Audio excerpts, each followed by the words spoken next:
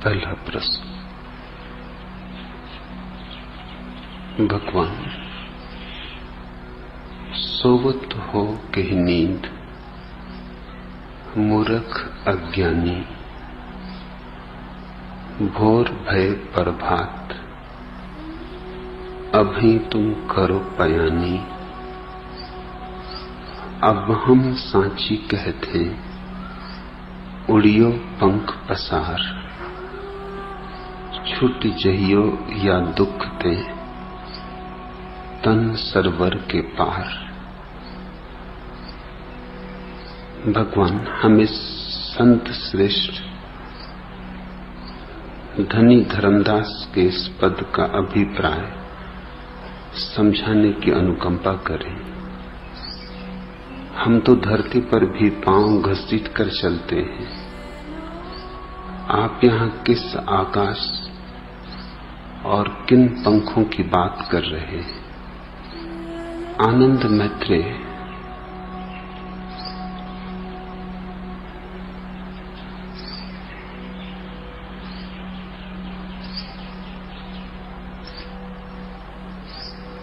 मनुष्य बना ही है आकाश में उड़ने को।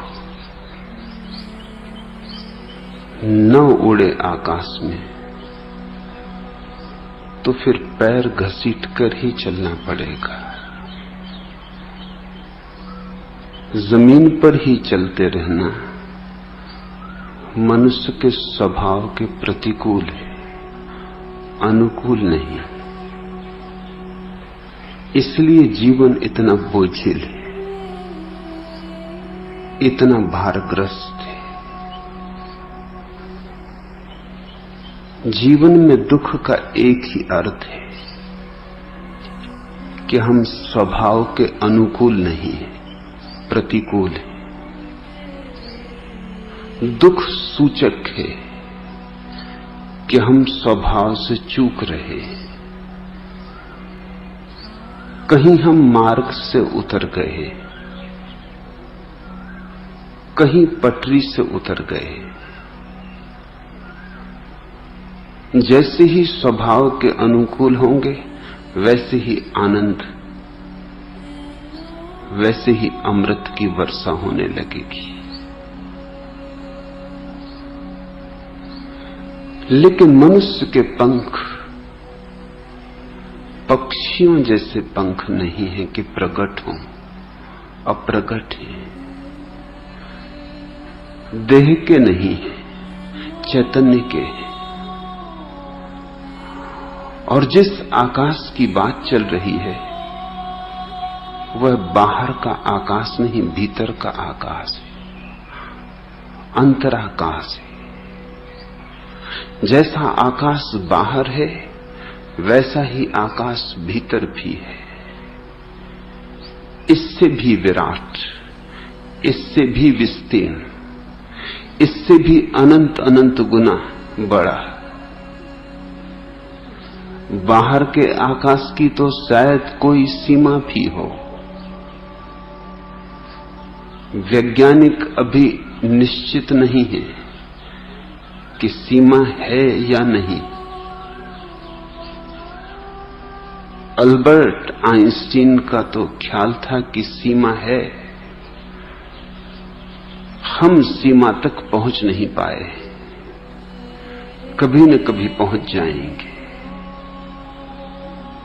क्योंकि विज्ञान की दृष्टि में कोई भी वस्तु असीम कैसे हो सकती? वस्तु है तो सीमा होगी। सीमा ही तो वस्तु को निर्मित करती है, नहीं तो वस्तु की परिभाषा क्या?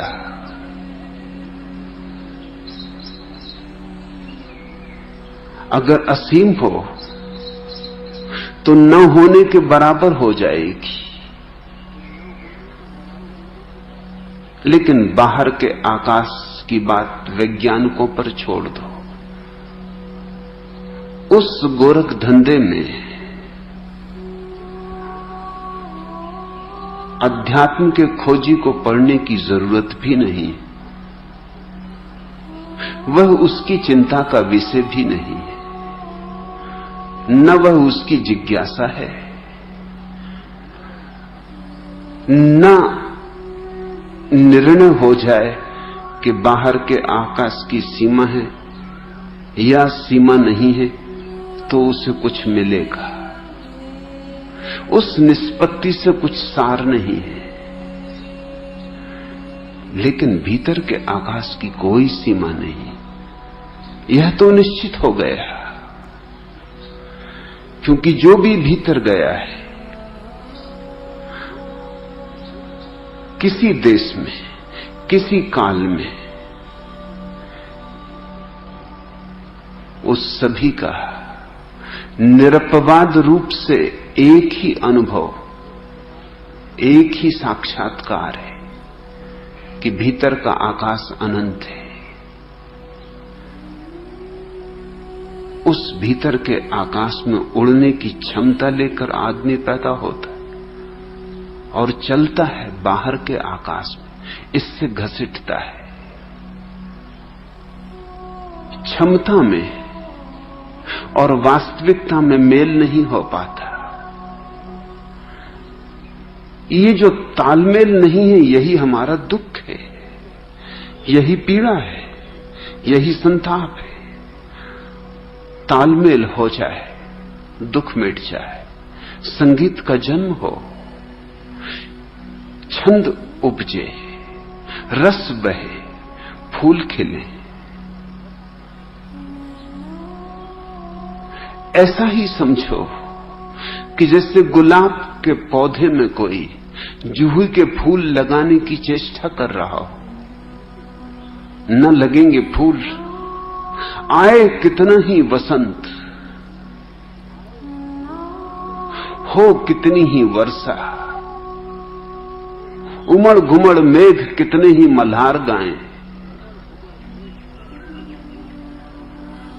माली कितना ही खून पसीना करे, नहीं गुलाब में जूही के फूल न लगेंगे, चंपा के फूल नहीं लगेंगे। गुलाब में तो गुलाब के ही फूल लग सकते, और अगर जूही के फूल लगाने की चेष्टा की तो खतरा यही है कि कहीं ऐसा न हो कि गुलाब के फूल भी ना लगे, क्योंकि तुम्हारी चेष्टा तो जूही के लिए होगी। तुम तो लगती हुई कलियों को भी तोड़ डालोगे कि ये तो जूही की नहीं। तुम तो खिलते फूलों को भी नष्ट कर दोगे, क्योंकि वे तुम्हारी अपेक्षाओं के अनुकूल नहीं होंगे, तो वे तुम्हारी आकांक्षाओं के परिपूरक नहीं होंगे। जो हो सकता है वही हो सकता है, जो नहीं हो सकता वह नहीं हो सकता। और मनुष्य की यही दुविधा है, यही संकट है कि वह जो नहीं है, नहीं हो सकता है, वही होने की कोशिश में लगा है। जो है और हो सकता है, उस दिशा में उसकी आंख भी नहीं, उस दिशा में पैर भी नहीं पड़ते, उस दिशा में पंख भी नहीं खोलता। फिर रोता है, छाती पीटता है और हजार हजार बहाने खोजता है कि शायद इस कारण सुख नहीं, शायद धन कम है इसलिए सुख नहीं। मगर बहुत हैं जिनके पास धन है, सुख कहां? सोचता है पद नहीं, शायद इसलिए सुख नहीं। फिर बहुत हैं जिनके पास पद भी है, पर सुख कहां? थोड़ा धनियों की आंखों में तो झांको, थोड़ा पद पर जो प्रतिष्ठित है उनके प्राणों में तो टटोलो, उनके जीवन को तो थोड़ा परखो, पहचानो। उनके जीवन में भी सुख नहीं, तो तुम सिर्फ बहाने ना खोजते रहो। समाज की व्यवस्था ठीक नहीं है इसलिए सुख नहीं, कि आर्थिक वितरण समान नहीं है इसलिए सुख नहीं। यह सब बहाने हैं। रूस में तो आर्थिक समानता आ गई, सुख नहीं आया। रूस से मुझे पत्र आते, सुख तो दूर, स्वतंत्रता भी खो गई। पत्र भी चोरी छिपे आते, पत्र भी सीधे नहीं आ सकते। किसी यात्री को देते हैं लोग कि रूस के बाहर जाके तुम डाल देना ताकि पहुंच जाएं।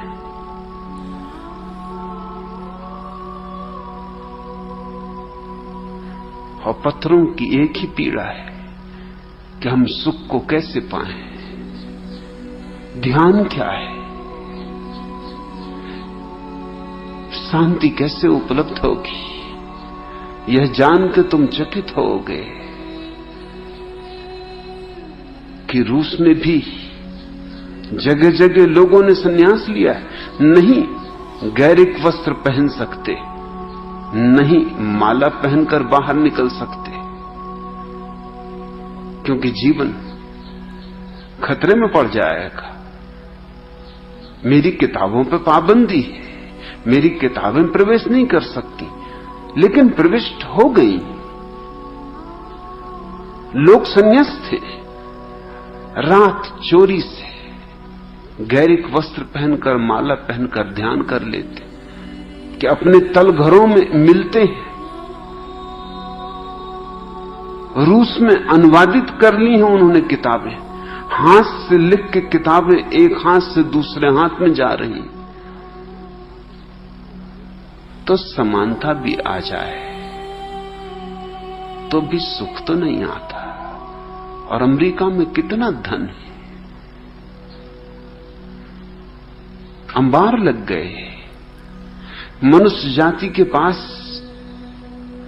कभी इतना धन इतिहास के किसी कालखंड में, किसी देश में कभी भी नहीं था। लेकिन जीवन एकदम खाली खाली है, थोथा है। जितना थोथा अमेरिका में जीवन अनुभव होता है, शायद कहीं और नहीं होता, कहीं और हो नहीं सकता। भिखारी को तो आशा रहती कि आज नहीं कल होगा धन पास तो सुख के द्वार खुल जाएंगे, कि स्वर्ग फिर मेरा है। लेकिन जिसके पास सब है उसकी तो आशा भी मर गई। उसके तो आशा में भी अब अंकुर नहीं आ सकते। अब तो उसकी निराशा सघन है, परिपूर्ण है। अब तो वो जानता है भली भांति कि धन होगी, पद होगी, प्रतिष्ठा हो, नहीं सुख मिलेगा, कोई और मार्ग खोजना होगा। इसलिए गरीब देशों में उतनी अशांति नहीं मालूम होती। पश्चिम से मेरे पास इतने लोग आते हैं, लाखों की संख्या में, चकित होते हैं ये देखकर कि भारत के लोग बड़े शांत मालूम होते। इनके पास कुछ भी नहीं, फिर इतने शांत क्यों? और भारत के थोथे पंडित हैं, पुरोहित हैं, तथाकथित महात्मा हैं, वो इस बात का उल्टा ही अर्थ समझाते।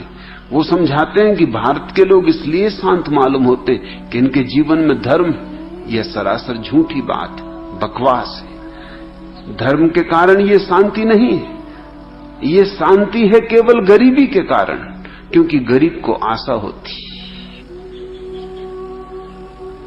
इनको भी अमीर हो जाने दो और इनकी भी शांति नष्ट हो जाएगी। क्योंकि जैसे ही कोई व्यक्ति अमीर हुआ कि एक बात साफ हो जाती कि ये आशा व्यर्थ थी, ये मृग मरीचिका सिद्ध हो गई। अब मरुस्थल ही मरुस्थल है। वो जो आदमी मरुस्थल में दौड़ रहा है और शांत दिखता है, समझ लेना कि उसे मृग मरीचिका दिखाई पड़ रही कि वह रही, पास ही तो है जल का स्रोत। अब पहुंचा, तब पहुंचा, अभी पहुंचा जाता हूं, थोड़ी देर और, 2 कदम और।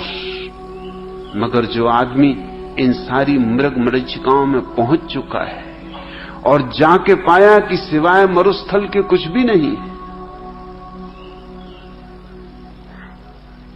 उसकी निराशा को समझोगे, उसकी हताशा को समझोगे, उसकी आंखों से चमक चली जाएगी, उसकी आंखों से आशा के दिए बुझ जाएंगे, उसके जीवन में सपने अब नहीं पल सकते।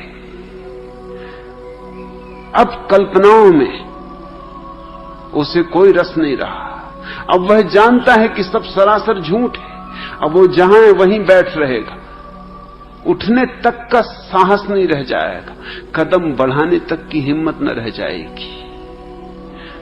तो जिनके पास धन है उनको गौर से देखो, जिनके पास पद है उनको जरा गौर से देखो, तब तुम पाओगे कि तुमने अपने दुख के जितने कारण सोच रखे हैं वे सच्चे कारण नहीं, वे केवल बहाने हैं। बहाने हैं वैसे ही बने रहने के जैसे कि तुम हो। दुख का केवल एक ही कारण है जो बहाना नहीं है, कारण है, और वह कारण है स्वभाव के प्रतिकूल होना। जो हमारी नियति नहीं है उससे अन्यथा होने की चेष्टा में दुख है, और हम सब वही होने में लगे। हमारी नियति है परमात्मा होना, हमारी नियति है आत्म आविष्कार, हमारी नियति है अंतरतम के आकाश में उड़ना। इसलिए धरती पर हम पैर घसीट के चलते हैं आनंद मैत्रेय, इसमें कुछ आश्चर्य नहीं, क्योंकि हम बने हैं आकाश में उड़ने को।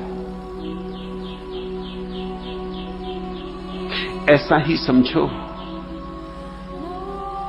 जैसे किसी ना समझ के हाथ में हवाई जहाज पड़ जाए। मैंने सुना है कि ऐसा दूसरे महायुद्ध में हुआ। बर्मा के एक जंगल में एक छोटा हवाई जहाज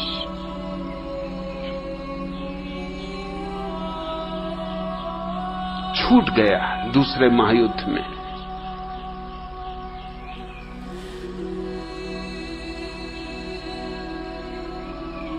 जंगल में रहने वाले आदिवासियों के हाथ में पड़ गया। अब आदिवासी हवाई जहाज का क्या करें? हवाई जहाज है ये भी उनकी समझ में ना आए।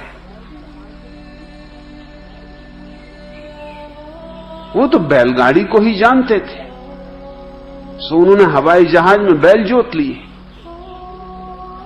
सोचा कि नए ढंग की बैलगाड़ी,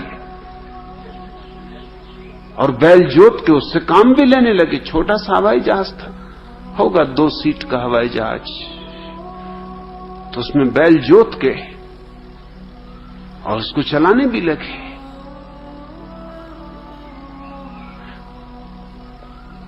महीनों हवाई जहाज बैलगाड़ी ही रहा। तुम उस हवाई जहाज की दुर्दशा समझो। अगर हवाई जहाज को जरा भी होश होता तो जार जार रोता, तो उसकी आंखों से आंसू टपकते कि ये मेरी क्या गति हो रही। इसके लिए मैं बना हूं, ऊबड़ खाबड़ रस्तों पर बैल जुते हवाई जहाज में मूढ़ों के हाथ में पड़ जाएगा, तो यही होना था। फिर शहर से कोई आदमी आया था, उसे भी हवाई जहाज का भाव अनुभव तो नहीं था, लेकिन बस और ट्रक उसने देखे थे। उसने कहा कि ये तुम क्या कर रहे हो, इसमें बैल जोतने की जरूरत नहीं है, ये तो छोटी बस है। उसने कोशिश करके चलाने की, चेष्टा की, 2-4 दिन में चल गया हवाई जहाज, तो बस की तरह कुछ दिन चला। आदिवासी बहुत प्रसन्न हुए कि बिना बैलगाड़ी के गाड़ी चल रही, बैल नहीं गाड़ी चलती। देखने आते आदिवासी दूर दूर से। फिर उस आदमी ने जब शहर गया तो वहां लोगों को कहा कि ऐसा ऐसा मामला हुआ। तब किसी ने उससे कहा कि पागल, वो बस नहीं है, तू जैसा वर्णन कर रहा है वो हवाई जहाज है। तो एक पायलट को लेके वो आदमी जंगल पहुंचा और तब वो हवाई जहाज आकाश में उड़ सका। तब तो आदिवासियों के आश्चर्य का ठिकाना न रहा।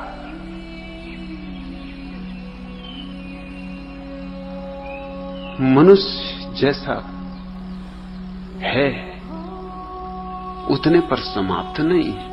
हम बैलगाड़ी बनाए हुए हैं, उसे घसीट रहे। चिल्लाते हैं बुद्ध पुरुष कि नहीं तुम इसके लिए बने हो,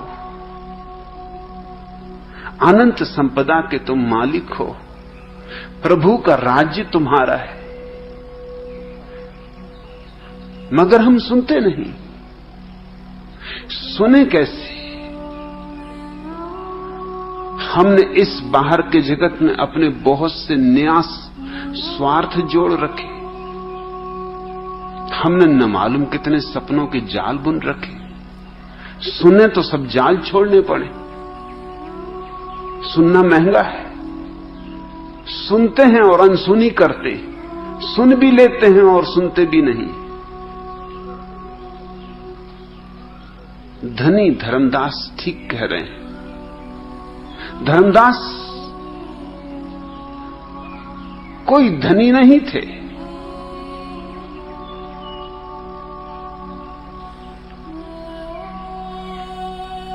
लेकिन भीतर के धन को पाके धनी धर्मदास कहलाए।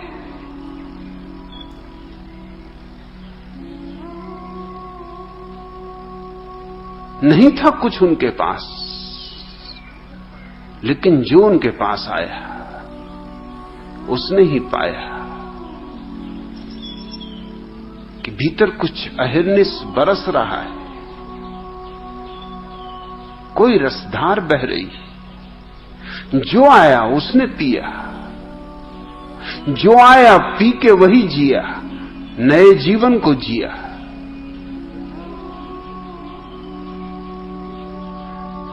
उनके ये वचन प्यारे हैं। सोवत हो कि ही नींद। कैसी नींद में सोए हो? क्या कर रहे हो? क्या होने को आए थे? क्या हो गए हो? ये कैसी नींद? सपने को सच मान लिया, सच का विस्मरण कर दिया, अपने को भूल बैठे हो, औरों के पीछे दौड़ रहे हो, और सब कहीं जाते हो, सिर्फ अपने भीतर नहीं जाते। ये कैसी नींद?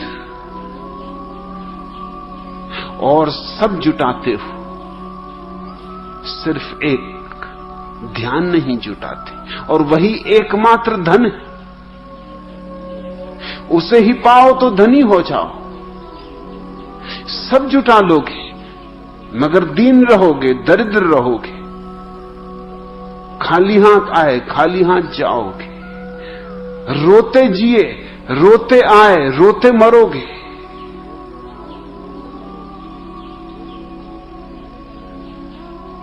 हंसते हुए भी जिया जा सकता है। हंसने का तुम्हारा जो अनुभव है वो वास्तविक नहीं। तुम हंसते भी हो तो उस हंसी में आनंद नहीं होता। शायद आंसुओं को छिपाने की व्यवस्था है वह। फ्रेडरिक नीत्शे ने कहा है कि लोग मुझसे पूछते हैं कि तुम क्यों हंसते रहते हो,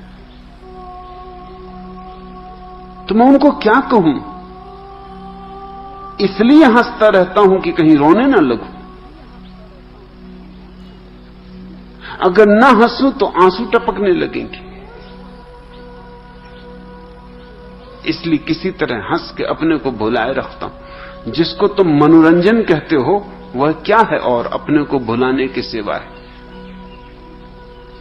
कोई चला फिल्म में, कोई चला नाटक में, कोई चला नृत्य में।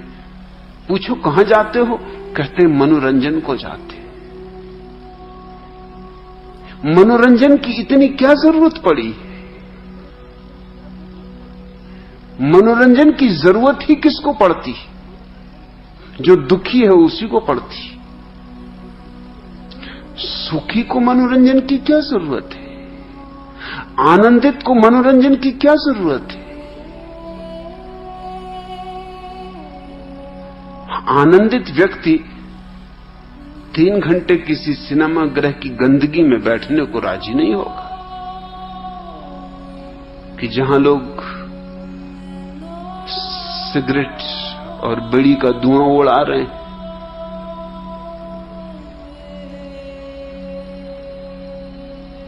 जहां की सीटों में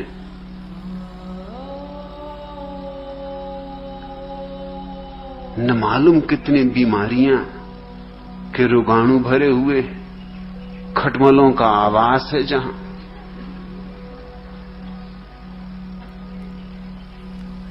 न मालूम कहां कहां किस किस तरह के गंदे लोग रोज आके बैठते।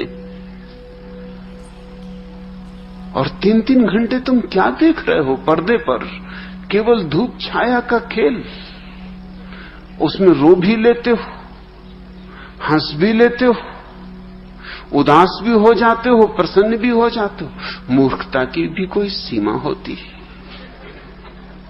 और जानते भी हो भली भांति कि पर्दा है खाली। जब आए थे तब भी देखा था खाली है, जब जाओगे तब भी देखोगे खाली है, लेकिन बीच में भरमा लिया अपने को। और इसको कहते हो मनोरंजन, और इसके लिए पैसा भी चुकाते हो, इसके लिए कतार में खड़े होते हो, धक्कम धुक्की खाते हो। सोवत हो के ही नींद। कैसी नींद है तुम्हारी? क्या कर रहे हो? लोग ताश खेल रहे, शतरंजें बिछाए बैठे। उनसे पूछो क्या करते हो? कहते समय काट रहे। जैसे समय तुम्हारे पास बहुत ज्यादा है, इतना ज्यादा कि काटे नहीं कट रहा है। पागलों, समय तुम्हें काट रहा है और तुम कहते हो हम समय काट रहे हैं। और मौत जब द्वार पर दस्तक देगी तब एक क्षण की भी भीख मांगोगे तो एक क्षण भी ना मिलेगा। रोगे, गिड़गिड़ाओगे, एक क्षण भी ना मिलेगा।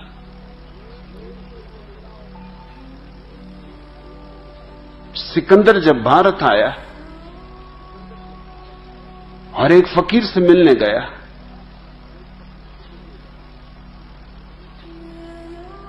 सिकंदर अपनी अकड़ में था, जीतता चला आ रहा था, कहीं हारा ही नहीं था। हार उसने जानी ही नहीं थी, हार उसका अनुभव ही नहीं बनी। इसलिए तो उसे महान सिकंदर कहते। नेपोलियन को हारना पड़ा। दुनिया में कोई दूसरा आदमी नहीं हुआ जिसने कभी न कभी हार न चखी हो।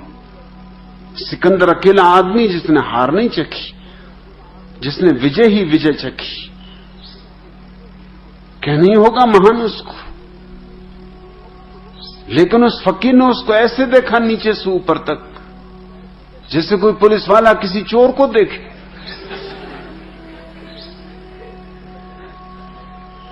सिकंदर थोड़ा तिल मिलाया भी। उसने कहा ऐसे कैसे देखते हो? मैं हूं महान सिकंदर। फकीर ने कहा चुप, ना समझ। किस बात से तू महान है? सिकंदर ने कहा कि किस बात से? सारी दुनिया को विजय किया हूं। फकीर ने कहा एक बात सुन, मरुस्थल में तू खो जाए, रास्ता भटक जाए, प्यास तुझे लगे, और मैं अपना ये लोटा, एक लोटा ही था फकीर के पास, इस लोटे में पानी लेके हाजिर हो जाऊं और तू गिड़गिड़ाए कि मुझे पानी दे दो, और मैं कहूं कि क्या देगा पानी के बदले में, तो तू बोल ज्यादा से ज्यादा कितना दे सकेगा। सिकंदर ने कहा अगर ऐसी हालत हो कि मरुस्थल में मर रहा हूं, पानी के लिए तड़फ रहा हूं, प्यासा हूं, तो अपना आधा राज्य दे दूंगा। लेकिन फकीर ने कहा आधे में मैं बेचता नहीं।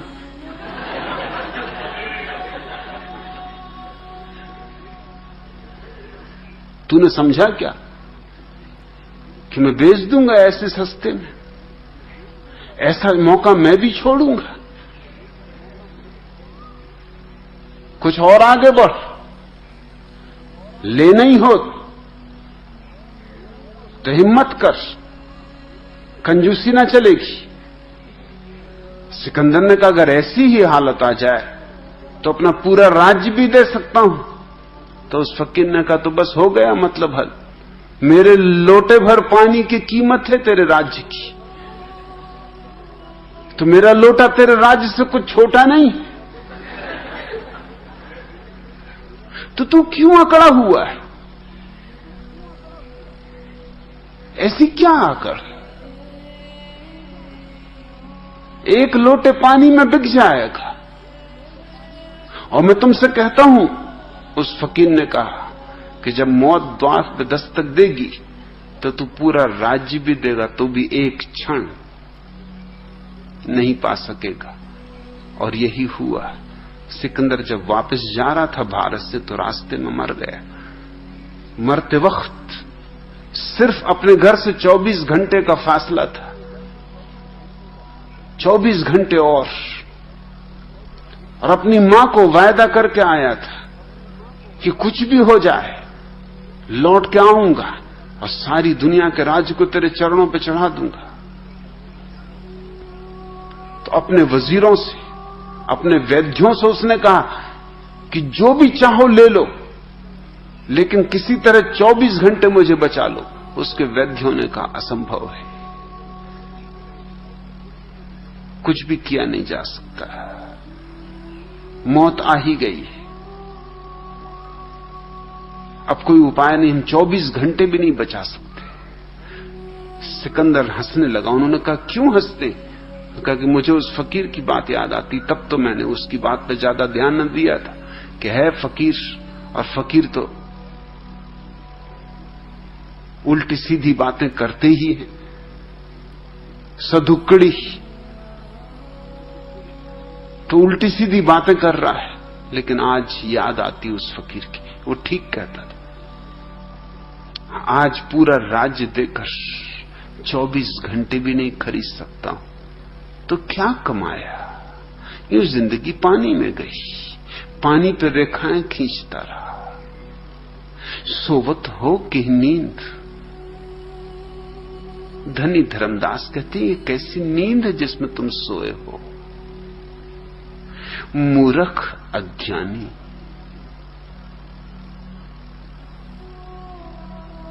और क्या मूढ़ता होगी? और ऐसा ही मत समझना कि तुम ही सोए हो, तुम्हारे पंडित सोए, तुम्हारे पुरोहित सोए, तुम्हारे साधु सोए, तुम्हारे महात्मा सोए, सब सोए। तुमने अपने साधु महात्माओं की अकड़ देखी, अहंकार देखा, वही का वही रोग, वही बीमारी जो आम आदमी को और बढ़ चढ़ के उनके सिर पे सवार है।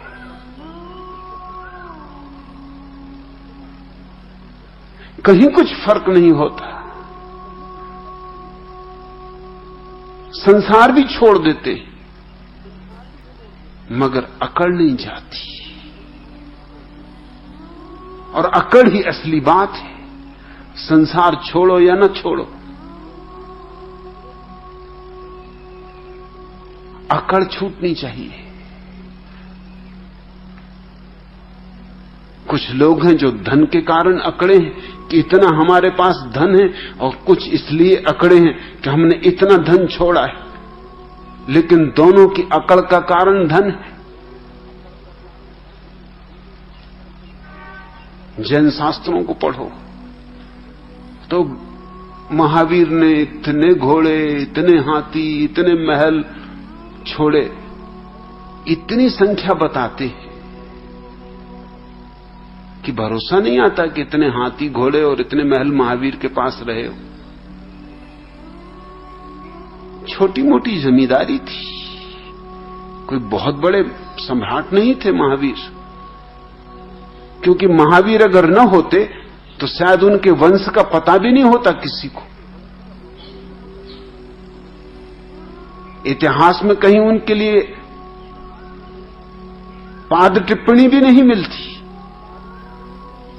अब भी महावीर के पिता का क्या नाम था सिवाय जैनियों के सिवाय कौन जानता है।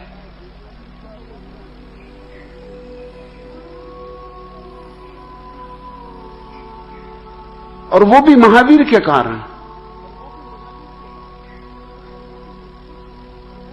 2000 राज्य थे भारत में महावीर के समय में। 2000 राज्यों में भारत बटा हो तो समझ लो कि एक जिला के बराबर जागीरदारी रही होगी। इसमें इतने हाथी घोड़े खड़े कहां करोगे? मगर इतने हाथी घोड़े हमको गिनाने पड़े, क्योंकि न गिनाए तो त्याग छोटा हो जाता। और मजा यह है कि जैसे जैसे समय बीतता वैसे वैसे संख्या बढ़ती जाती। जितना पुराना शास्त्र उतनी संख्या कम, क्योंकि बौद्धों से विवाद चल रहा था। उधर बौद्ध भी अपने हाथी घोड़े बढ़ाए जा रहे थे, तो जैन भी बढ़ाए जा रहे थे। कोई पीछे रह सकता था?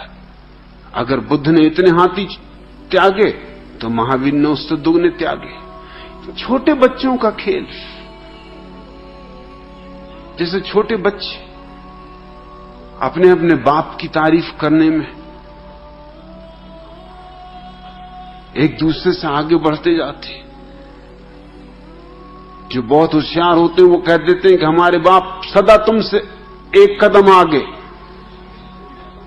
तुम जो भी कहो उससे एक कदम आगे।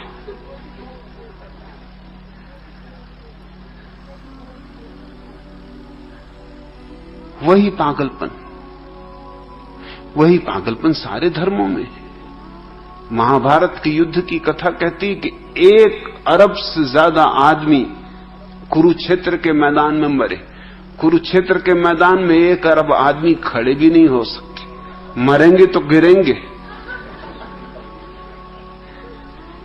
1 अरब आदमी की तुम कल्पना करते हो? अभी भारत की आबादी 1 अरब हुई नहीं, होने के करीब है। पूरे भारत की आबादी इस सदी के पूरे होते होते 1 अरब होगी। ये पूरे भारत की आबादी कुरुक्षेत्र के छोटे से मैदान में इकट्ठी खड़ी भी नहीं कर सकते हो तुम। हाँ, एक आदमी के ऊपर दूसरा, दूसरे के ऊपर तीसरा, इस तरह खड़ा करो तो बात अलग। सीढ़ियां बना दो, ढेर लगा दो तो बात अलग, नहीं तो आदमियों को खड़े भी नहीं कर सकते। और युद्ध के मैदान में फिर लड़ने वगैरह के लिए, तलवार वगैरह चलाने के लिए जगह भी छोड़ोगे कि नहीं? जेब काटना तक मुश्किल हो जाएगा, गर्दन काटना तो बहुत दूर। और फिर हाथी घोड़े भी हैं और रथ भी हैं।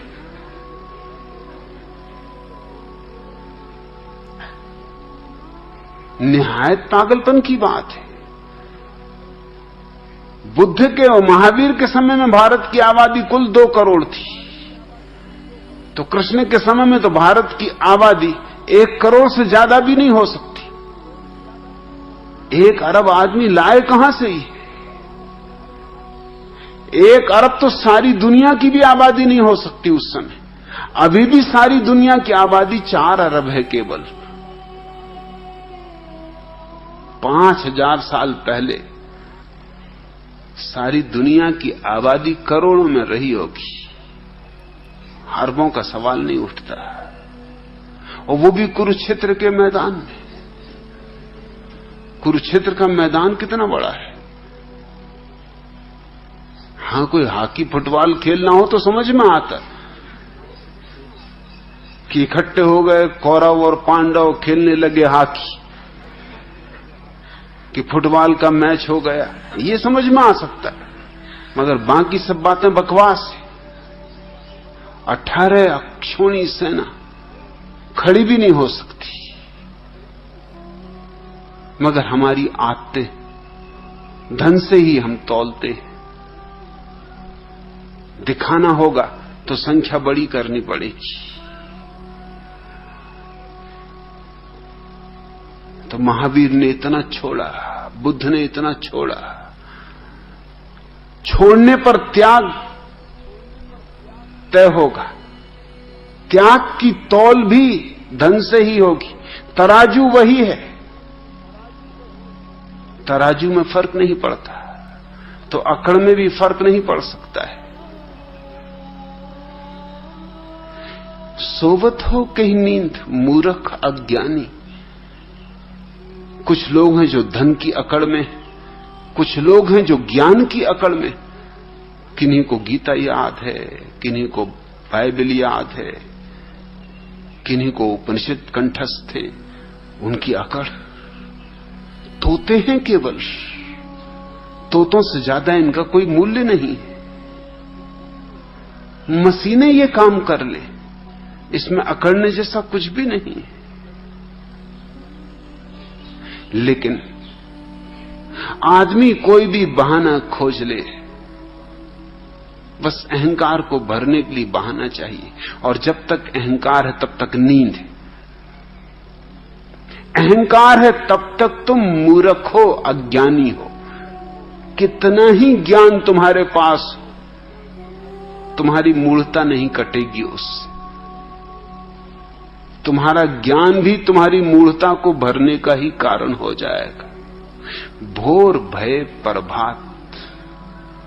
मनुष्य का जन्म सुबह की तरह कितनी सदियां लगी, कितने कितने जन्मों के बाद, कितनी योनियों में भटकने के बाद, पशुओं में, पक्षियों में, न मालूम कितनी यात्राओं के बाद ये सुबह हुई कि तुम मनुष्य हुए। कितनी रात और कितना अंधेरा बिता के तुम आए हो और सुबह हुई, और तुम अब भी सोए हो। अब भी न जागे तो कब जागोगे। धर्मदास ठीक कहते हैं, भोर भय प्रभात। सुबह हो गई, लेकिन तुम्हारा प्रभात कब होगा। मनुष्य भी हो गए, लेकिन तुम में अभी मनन पैदा नहीं हुआ, इसलिए तुम नाम मात्र के मनुष्य हो। अभी मनन का जन्म ही नहीं हुआ। मनन का जन्म तो तुम मन के पार जाओ तब होता है। मन के भीतर जो छिपा है उसमें प्रवेश करो तब होता है। मनातीत जो है उसके अनुभव से ही तुम वस्तुतः मानवीय होते हो, नहीं तो नाम मात्र के मनुष्य हो। डायोजनीज एक यूनानी फकीर जीवन भर जलती हुई लालटेन लेके घूमता रहा, नंग धड़ंग। महावीर जैसा आदमी था। पश्चिम में बस महावीर के मुकाबले यही एक आदमी हुआ, डायोजनीस, जो नग्न रहा। और मैं तो कहूंगा कि महावीर से भी उसके नग्न रहने का मूल्य ज्यादा है, क्योंकि भारत में नग्न रहना बहुत आसान है। गर्म देश है, यहां तो कपड़े पहनना मुश्किल है, नग्न रहना इतना मुश्किल नहीं है। लेकिन पश्चिम में जहां खून जम जाए, वैसी सर्दी में नग्न रहना, डायोजनीस जरूर हिम्मत का आदमी रहा होगा। महावीर अगर नग्न रहे बिहार में तो कुछ बड़ी बात नहीं, फिर यहां तो नग्न रहने की बड़ी पुरानी परंपरा है। हिंदुओं में नागा साधु सदियों से होते रहे, यहां नग्न होना कोई नई बात नहीं। और वैसे भी यहां आदमी करीब करीब नंगे है ही क्या पास।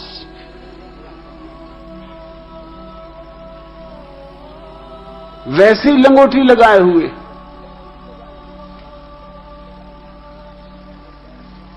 पद पर बैठ जाओ, प्रतिष्ठित हो जाओ, सारे जगत में नाम हो जाए, किसी काम का नहीं, दो कौड़ी का है।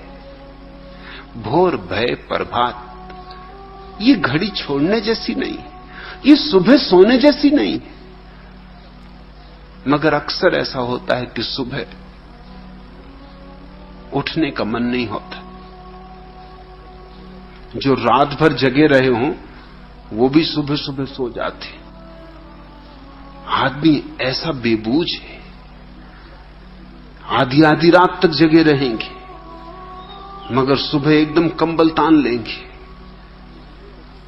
सुबह होने लगेगी तो एकदम बिस्तर में सिकुड़ने लगेंगे, सोचने लगेंगे एक करवट और।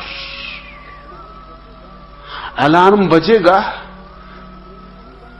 तो बस नींद में ही बंद कर देंगे, या अलार्म बजेगा तो नींद में ही एक सपना अलार्म के आसपास बुन लेंगे कि मंदिर में गए हैं, मंदिर की घंटियां बज रही, ताकि अलार्म से बचना हो जाए। मैंने ऐसे लोगों को जानता हूं जिन्होंने अपनी अलार्म की घड़ियां फोड़ दी, गुस्से में खुद ही भर के सोए थे रात कि सुबह सुबह अलार्म उठा देगा, और सुबह क्रोध में, क्योंकि सुबह उठने का मन नहीं होता, ठंडी ठंडी हवा चलने लगी, मन होता है कि एक करवट और, बस थोड़ी देर, एक आधा घड़ी। मगर वो आधा घड़ी का कभी अंत नहीं आता, और जिंदगी में भी वही हो रहा है। आधा घड़ी करके पूरा जीवन बीत जाता है। कहते हैं कल कभी आता है, कल कभी आया है। सोचते रहते कल करेंगे ध्यान, आज तो फुर्सत नहीं। मगर आज के सिवाय तुम्हारे हाथ में कुछ भी नहीं। कल का भरोसा ना करो, कल कौन जाने आए ना आए। कहते हैं कल ले लेंगे सन्यास, कल करेंगे साधना। अहंकार बड़ा अद्भुत है आदमी का, वो ये भी नहीं मानना चाहता कि हमें साधना करनी नहीं, करनी तो है, निश्चित करनी। हम कोई ना समझ है जो साधना न करे, हम कोई पागल हैं जो ध्यान में ना उतरे, उतरेंगे। ऋषि मुनियों की संतान है, उस देश में पैदा हुए हैं जहां देवी देवता पैदा होने को तरसते।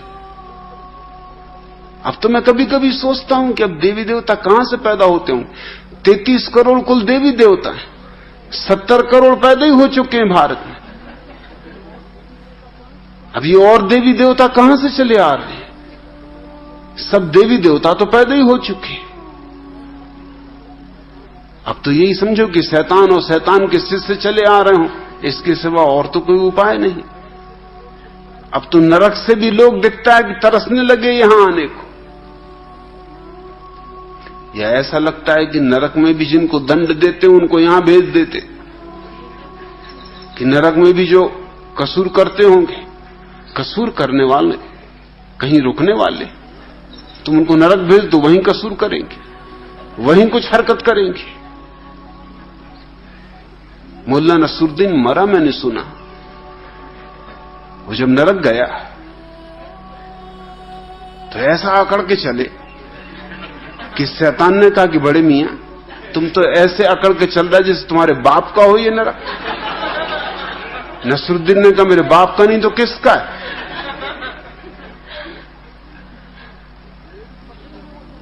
मेरी पत्नी ने मुझे नरक दिया है, ये उसकी भेंट।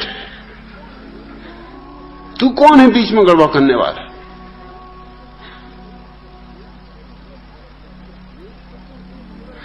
मेरी पत्नी जिंदगी भर कहती रही, अरे मुए मर और नरक जा, उसी की वजह से तो आया हूं। अकड़ के नहीं चले तो क्यों ना चले? अपनी पत्नी की भेंट है। यहां से गए आदमी नरक में भी बदलेंगे तो नहीं। और मैंने तो ये भी सुना है कि अब नरक में वो पूछते, द्वार पे पूछ लेते कि महाराज कहां से आ रहे हैं? पृथ्वी से आ रहे हैं तो वो कहते हैं कि तुम नरक काफी भोग चुके, अब तुम स्वर्ग जाओ, अब तुम स्वर्ग भोगो, नरक तो तुम भोग ही चुके।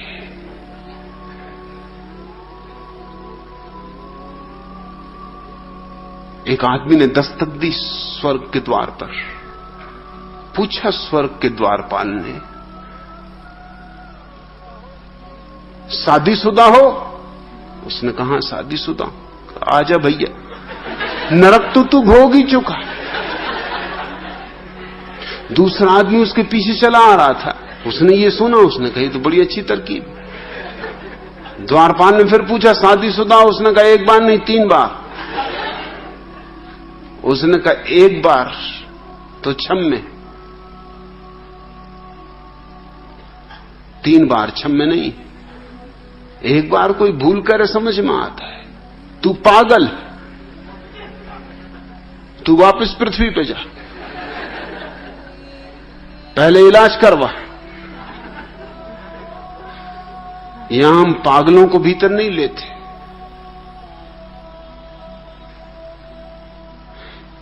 पृथ्वी को हमने नरक ही तो बना लिया है, नरक से बदतर बना लिया है।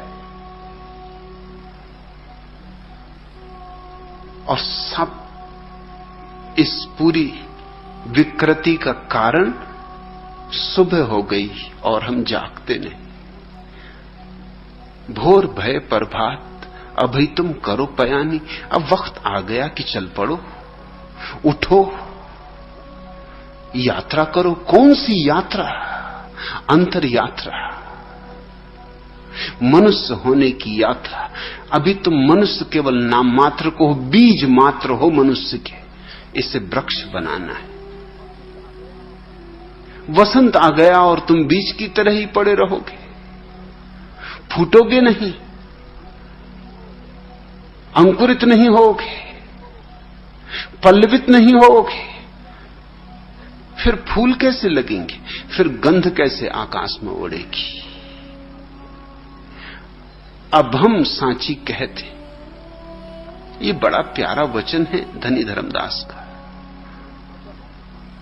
कहते अब हम सांची कहते, ये शिष्यों से कही गई बात है, हर किसी से नहीं।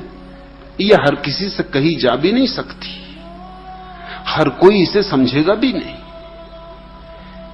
ये कोई आम जनता भीड़भाड़ में कहने की बात नहीं है। भीड़भाड़ को तो रामायण की कथा कि एक हुए राम जी और एक हुई सीता जी,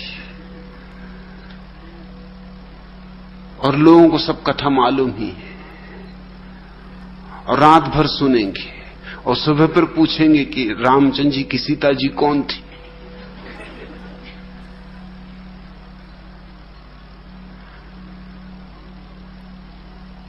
आम जनता के लिए तो पुराण है, कथा कहानियां हैं, जैसे बच्चों के लिए परियों की कहानियां होती, ऐसी आम जनता के लिए धार्मिक कहानियां हैं। ये तो शिष्यों से कहा जा रहा है। शिष्य का अर्थ है जो अब तैयार हो गया सुनने को, जिससे अब पते की बात कही जा सकती है, जो बेचैन नहीं होगा, जो चौंकेगा नहीं, जो चौंधिया नहीं जाएगा, जिसको अब रोशनी दिखाई जा सकती है। जिसको झकझोरा जा सकता है, जिसकी आंखों पर ठंडा पानी फेंका जा सकता है, जरूरत पड़े तो जिसको पूरा का पूरा ठंडा पानी में डुबाया जा सकता है। शिष्य का अर्थ होता है कि जो सीखने को राजी है।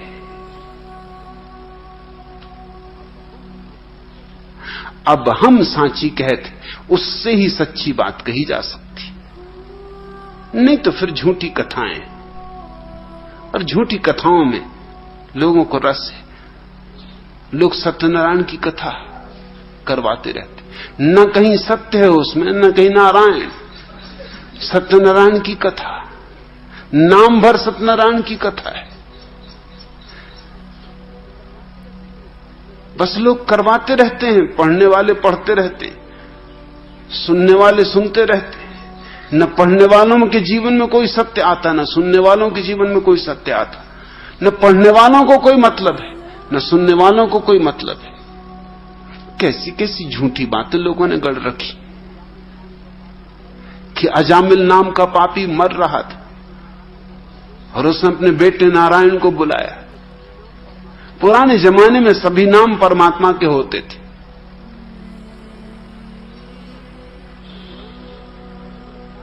पुराने समय में सारी दुनिया में यह बात थी। समय के अनुसार फैशन बदल जाते। अब फैशन बदला है। अब इस तरह के नाम रखना दकियानूसी मालूम पड़ता है। लेकिन पुराने जमाने में सभी नाम परमात्मा के होते थे। भारत में ही नहीं, और देशों में भी, अरबी में, संस्कृत में, हिब्रू में, सारे नाम परमात्मा के, नाम मात्र परमात्मा के। ये एक उपाय था कि शायद इससे ही धीरे धीरे याद आ जाए, किसी दिन चोट पड़ जाए। तो अजामिल के बेटे का नाम नारायण था। अजामिल महापापी, उसने अपने बेटे को बुलाया, लेकिन कथा कहती कि ऊपर के नारायण धोखे में आ गए।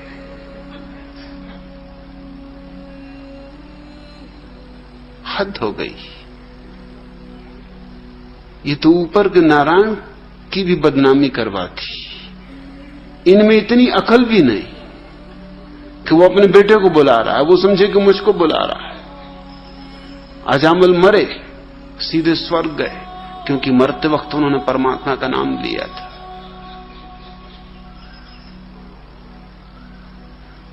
और जहां तक संभावना इसी बात की कि अजामिल ने बेटे को बुलाया भी होगा तो किस लिए बुलाया होगा? जन्म भर का पापी, डाकू, लुटेरा, हत्यारा बुलाया होगा कि बेटा सुन, कहां कहां धन गड़ाया है, किस किस को मारा है, किस किस को मारना है। अभी कुछ दिए होंगे सीख, कुछ बताए होंगे गुर, कुछ कला अपनी दी होगी, कुछ नुस्खे सिखाए होंगे।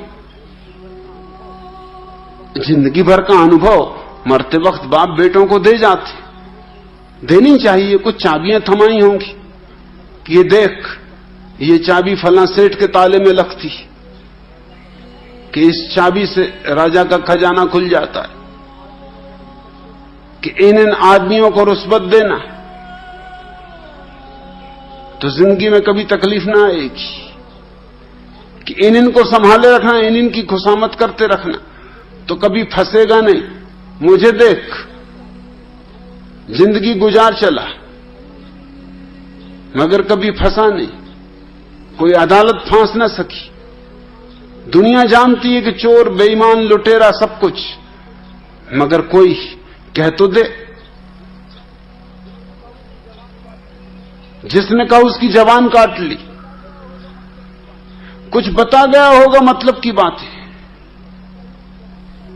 मगर ऊपर के परमात्मा धोखे में आ गए। अब ये किस तरह के बेईमान इन कहानियों को गढ़ते, और जनता इन कहानियों से बड़ी प्रसन्न होती।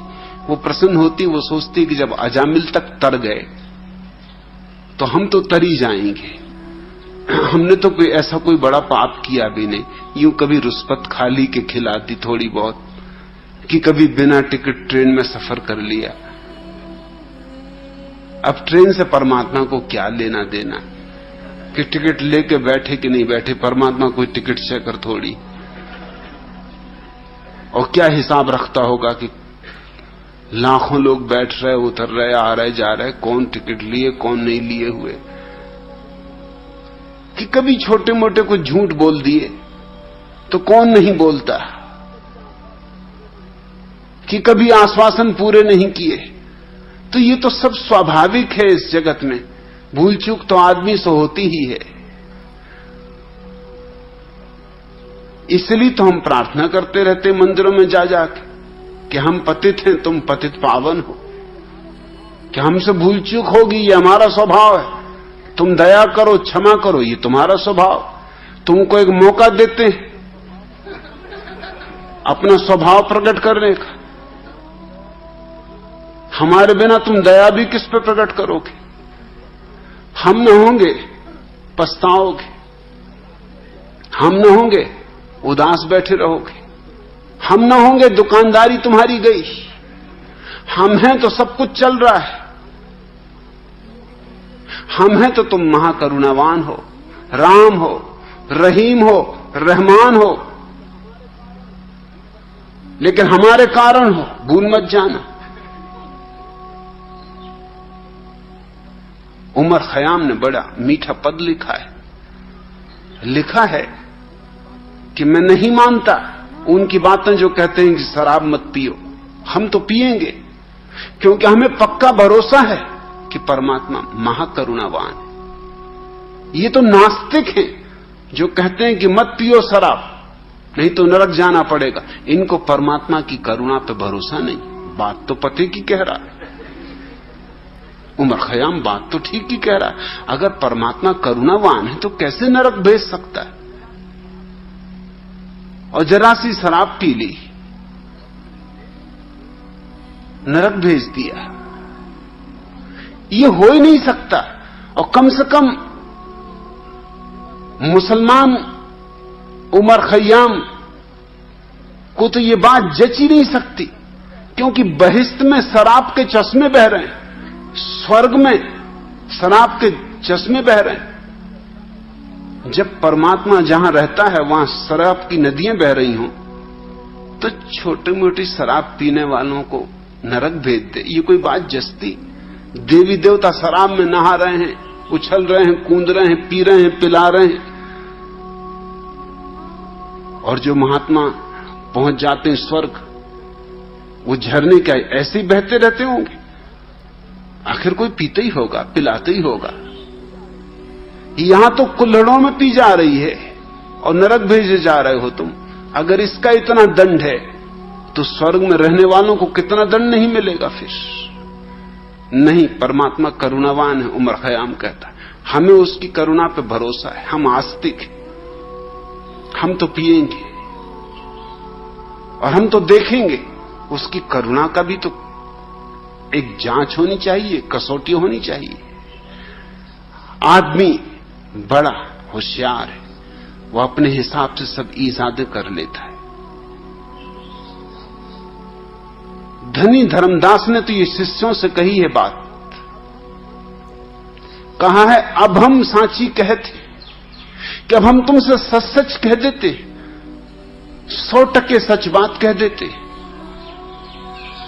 और सच्ची बात यह है, उड़ियो पंख पसार, कि अपने भीतर के आकाश में पंखों को पसारो और उड़ो। कथा कहानियों में मत उलझे रहो, शब्द जाल में मत उलझे रहो। ये उधार ज्ञान काम नहीं आएगा। अपने ही पंखों को फैलाओ। महावीर उड़े, बुद्ध उड़े, कृष्ण उड़े, कि क्राइस्ट उड़े, इससे तुम नहीं उड़ सकोगे। तुम्हें ही उड़ना होगा, अपने ही पंख काम आएंगे। उड़ियो पंख पसार, पसारो अपने पंखों को, तौलो अपने पंखों को, हिम्मत करो, भय तो लगता है, भीतर जाने में भय लगता है, क्योंकि एकदम अकेले हो जाते हैं हम भीतर। बाहर तो अपने हैं, परिजन हैं, बंधु बांधव हैं, मित्र हैं, पत्नी है, पति है, बेटे हैं, मां बाप हैं, भाई बंधु हैं, सब हैं। बाहर तो सारा संसार है, और भीतर न कोई भाई, न बंधु, न कोई मित्र, न कोई परिचित। भीतर तो हम बिल्कुल अकेले होने से हम बहुत डरते। अकेले होने में बड़ी घबराहट लगती। सब सहारे छूट गए, सब सुरक्षा टूट गई, कहीं डूब ना जाएं इस अकेलेपन में। ये एकाकीपन, पता नहीं फिर हम वापस लौट सके न लौट सके, कहीं गल ना जाएं, पिघल ना जाएं। सो हम पकड़े रहते हैं दूसरों को, पति पत्नियों को पकड़े हुए हैं, पत्नियां पतियों को पकड़े हुए हैं, और एक जन्म में नहीं, कहते हैं कि अगले जन्म में भी, जन्मों जन्मों तक संग साथ रखेगा। लोग एक दूसरे के प्रेम में पड़ जाते तो कहते हैं कि एक जन्म से काम नहीं चलेगा, जन्मों जन्मों तक साथ रहेंगे। कल का जिनको भरोसा नहीं है वो जन्मों जन्मों की बात कर रहे हैं। यही सज्जन कल तलाक देने के लिए अदालत में खड़े मिल जाएंगे, मगर अभी एक दिन पहले कह रहे थे कि जन्मों जन्मों तक। मुल्ला नसरुद्दीन ने अपनी प्रेसी को कहा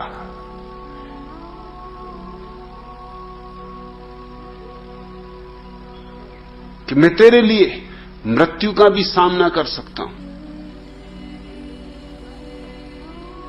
मैं तेरे लिए क्या नहीं कर सकता, अरे मौत से जूझ जाऊं। संयोग की बात, दूसरे दिन दोनों जंगल में घूमने गए थे। एक चीता निकल आया झाड़ी में से। मुल्ला एकदम प्रेसी के पीछे छिप गया। प्रेसी ने कहा, ये क्या करते हो नसरुद्दीन, तुम तो कहते थे तेरे लिए मौत का सामना कर लूंगा। मुल्ला नसरुद्दीन ने कहा कि निश्चित तेरे लिए मौत का सामना कर लूंगा, लेकिन ये चीता जिंदा है, मरा हुआ होता तो देखती कैसा सामना करता है, वो हाथ चलाता।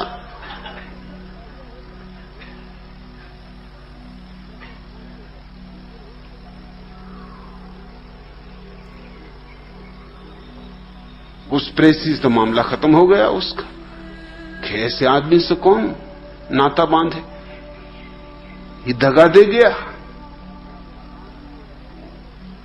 मौके पे काम नहीं आया। दूसरी प्रेसी से उसने कहा कि मेरा प्रेम अमर है, जन्मों जन्मों तुझे प्रेम करूंगा। उस प्रेसी ने कहा कि नसरुद्दीन, मैंने तुम्हारे संबंध में कुछ बातें सुन रखी, तुम सच कहते हो कि तुम्हारा प्रेम अमर है? उसने कहा कि निश्चित, मैं जन्मों जन्मों तुझसे प्रेम करूंगा। 7वीं मंजिल पे बैठे हुए थे मकान की। उसने कहा तो कूद जाओ। अच्छा। उसने कहा ये मैं नहीं कर सकता, मैंने तो उससे पहले कह दिया कि मेरा प्रेम अमर है, मैं मर नहीं सकता, कभी नहीं, मैं सदा सदा तुझे प्रेम करूंगा, मैं मर नहीं सकता, मेरा प्रेम अमर है। लोग नाते रिश्ते बना रहे हैं, अमरता के जाल गूंथ रहे, एक दूसरे को झूठे आश्वासन दे रहे हैं, भरोसे दे रहे हैं, भीतर जाएंगे तो अकेले हो जाएंगे। और भीतर डर लगता है कि पता नहीं क्या हो। फिर भीतर जब पहली दफा कोई प्रवेश करता है तो अंधकार ही मिलता है, प्रकाश नहीं मिलता। प्रकाश तो अंधकार को खोदते खोदते मिलता है। हमने जन्मों जन्मों तक तो अंधकार ही इकट्ठा किया है, उसकी परतें इकट्ठी हो गई। गहरी खुदाई करनी पड़ेगी। जैसे कोई कुआं खोदता है तो एकदम से पानी नहीं मिल जाता, यद्यपि पानी है, लेकिन पहले तो कंकड़ पत्थर आएंगे हाथ, कूड़ा कचरा आएगा हाथ, गंदी मिट्टी हाथ आएगी, फिर सूखी मिट्टी हाथ आएगी, फिर गीली मिट्टी हाथ आएगी, फिर गंदा पानी हाथ आएगा। ऐसा खोदते गए खोदते गए खोदते गए तो एक दिन निर्मल झरने उपलब्ध होंगे। ऐसी ही अंतर खुदाई करनी होती। उतनी प्रतीक्षा नहीं हम में, उतना धैर्य नहीं हम में। हम चाहते हैं सब जल्दी हो जाए, सब तत्क्षण हो जाए, कोई दूसरा कर दे, कोई दूसरा कर दे। इस कारण ही तो हम पंडितों और पुरोहितों के जाल में पड़े। हम सोचते हैं ये हमारे लिए प्रार्थना कर लें, ये हमारे लिए पूजा कर लें। मेरे पास लोग आ जाते, वो कहते हैं हमारे लिए आप परमात्मा से प्रार्थना कर लें। मैंने कहा यह भी खूब रही, पाप तुम करो, प्रार्थना मैं करूं। पाप करते वक्त नहीं आते मुझसे कहने, प्रार्थना मैं करूं। प्रार्थना तुम्हें करने योग लगती नहीं, ये किसी और पर टाल दो, ये बोझ किसी और पर रख दो, और मेरी प्रार्थना तुम्हारे कैसे काम आएगी। एक सज्जन आते, वर्षों से आते, बस उनका एक ही स्वर हमेशा था, पैर छू के कहते कि बस आपका आशीर्वाद चाहिए। अरे आपके आशीर्वाद से क्या नहीं हो सकता, मुझे ना ध्यान करना है, न मुझे प्रार्थना करनी, मुझे तो बस आपका आशीर्वाद चाहिए। मैंने उनसे कहा कि अगर तुम्हें मेरे आशीर्वाद पे इतना भरोसा है तो तुम ऐसा करो, दुकान भी बंद कर दो, धंधा भी बंद कर दो। कहो कि क्या करना धंधा का, क्या करना दुकान, मुझे तो आपका आशीर्वाद चाहिए। उनका ये जरा मुश्किल है। तो मैंने कहा कि तुम समझते हो भली बात कि धंधा छोड़ा, दुकान छोड़ी, तो मेरे आशीर्वाद से क्या होगा, धंधा खत्म, दुकान खत्म। जो तुम करना चाहते हो वो तो तुम खुद ही कर रहे हो, और जो तुम नहीं करना चाहते वो सोचते हो अगर मुफ्त मिल जाए तो क्या हर्ज है। अरे मुफ्त मिले तो ले ही लो। अगर मुफ्त मिलता हो परमात्मा तो कौन नहीं ले लेना चाहेगा, मगर मुफ्त। श्रम करने को कोई राजी नहीं, और भीतर श्रम करना होगा, साधना करनी होगी। उड़ियो पंख पसार, पंख उड़ाने फड़फड़ाने होंगे। और जन्मों जन्मों से तुमने पंख हिलाए भी नहीं तो तुम भूल ही गए कि पंख हैं भी तुम्हारे पास। अक्सर ऐसा हो जाता है कि जो पक्षी बहुत दिन तक पिंजड़े में बंद रह गया, उसको तुम पिंजरे से छोड़ दो, वो उड़ नहीं सकता, वो भूल ही गया कि उसके पास पंख है। अगर उड़ने की कोशिश करेगा तो शायद गिर पड़े, फड़फड़ा के गिर पड़े। अक्सर तोते जो पिंजड़ों में कुछ दिन तक रह गए हैं, छोड़ दिए जाने पर जल्दी ही मर जाते हैं, या तो कोई बिल्ली खा जाएगी या कोई चील झपट्टा मार देगी, वो अपने को बचा नहीं सकते, क्योंकि वो भूल ही गए उनके पास पंख है, विस्मरण हो गया। बीच में बड़ा पर्दा पड़ गया विस्मरण का। तुम कब से अपने भीतर नहीं गए हो याद? सोचोगे तो पता चलेगा कि कभी गए ही नहीं।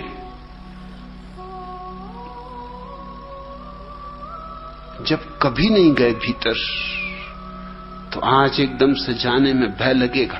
अज्ञात में प्रवेश करने में भय लगता है। इसलिए केवल शिष्यों से यह बात कही जा सकती। शिष्य का अर्थ होता है जिसमें साहस है।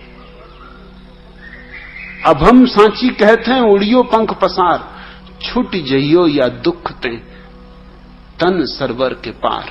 अगर खोल सको पंख अपने, उड़ सको अपने स्वभाव में, उड़ सको अपने स्वरूप में, अपनी निजता में, तो हो जाओगे दुख के पार, हो जाओगे इस शरीर के सरवर के पार।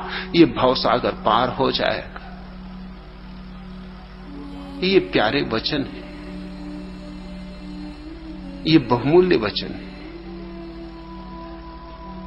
आनंद मैत्रेय तुमने पूछा कि इसका अभिप्राय समझाने की अनुकंपा करें। अभिप्राय तो सीधा साफ है, लेकिन अकेला अभिप्राय समझने से कुछ भी ना होगा।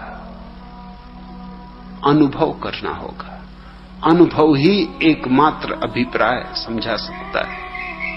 मैं अर्थ समझा दूंगा, मगर मेरा अर्थ मेरा अनुभव होगा। तुम सुन लोगे, शब्द तुम्हारे कान तक पहुंच जाएंगे, अनुभव नहीं पहुंचेगा। तुम्हें पंख खोलने पड़ेंगे, तुम्हें अंतर यात्रा करनी होगी। इशारे में दे सकता हूं, इंगित में दे सकता हूं, कैसे पंख फड़फड़ाओ, कैसे पहला कदम भीतर उठाओ, ये सब सूचनाएं तुम्हें दी जा सकती, मगर यात्रा तुम्हें करनी होगी। कोई और तुम्हारे लिए यात्रा नहीं कर सकता। प्रत्येक व्यक्ति को परमात्मा तक स्वयं ही चल के पहुंचना होता है। यह यात्रा उधार नहीं हो सकती।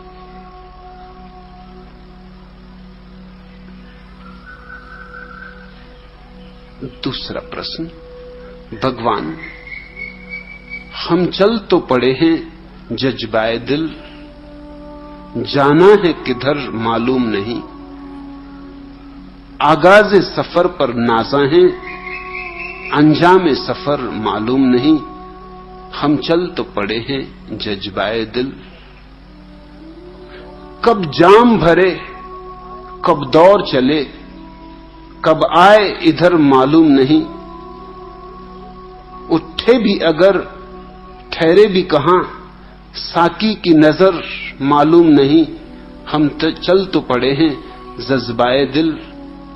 हम अक्ल की हद से भी गुजरे, सहराए जुनूबी छान लिया, अब और कहां ले जाएगी, साकी की नजर मालूम नहीं, हम चल तो पड़े हैं जज्बाए दिल। मुमकिन हो तो एक लम्हे के लिए तकलीफ तबस्सुम कर लीजिए, हम में से अभी तक कितनों को मफहूम सहर मालूम नहीं, हम चल तो पड़े हैं जज्बाए दिल। जज्बात के 100 आलम गुजरे, एहसास की सदियां बीत गईं, आंखों से अभी उन आंखों तक कितना है सफर मालूम नहीं, हम चल तो पड़े हैं जज्बाए दिल। जाना है किधर मालूम नहीं, आगाज सफर पर नाज़ा हैं, अंजाम सफर मालूम नहीं, हम चल तो पड़े हैं जज्बाए दिल। स्वभाव सन्यास का यही अर्थ है।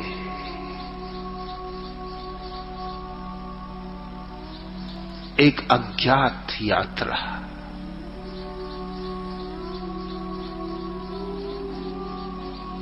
भीतर चलना,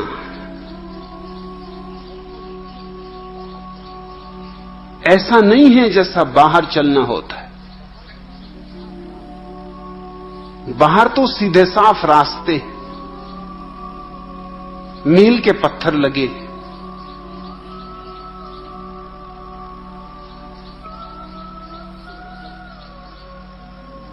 नक्शे उपलब्ध हैं।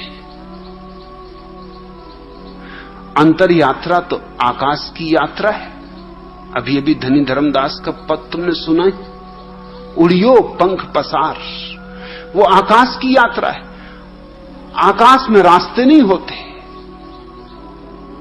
पगडंडियां भी नहीं होती, बनाना भी चाहो तो नहीं बन सकती, मील के पत्थर भी नहीं होते। पक्षी आकाश में उड़ते हैं तो उनके पद चिन्ह भी नहीं छूट जाते। बुद्ध ने कहा है कि बुद्धों का कोई पद चिन्ह नहीं छूट जाता, क्योंकि उनकी यात्रा आकाश की यात्रा है। इसलिए कोई चाहे कि उनके पद चिन्हों पर चल सके तो नहीं चल सकता। पद चिन्ह बनते ही नहीं आकाश में, तो ऐसे ही चलना होता है अज्ञात में। मंजिल साफ नहीं होती, बहुत धुंधली होती। सिर्फ एक प्रबल अभीप्सा होती है प्राणों में एक प्यास होती है। जल है भी या नहीं यह भी पक्का नहीं, मगर इतना भर भरोसा होता है कि अगर प्यास है तो जल भी होगा ही, क्योंकि इस जीवन का यह नियम है। यहां भूख है तो भूख के पहले भोजन है। तुमने देखा नहीं, मां के पेट में बच्चा आता है तो जैसे बच्चा पैदा होता है वैसे ही मां के स्तन दूध से भर जाते। बच्चे के आते आते अभी बच्चा आ ही रहा है कि तैयारी हो गई। अभी बच्चा पैदा भी नहीं हुआ और स्तन दूध से भर गए। अभी बच्चे की भूख भी नहीं जगी और भोजन तैयार हो गए।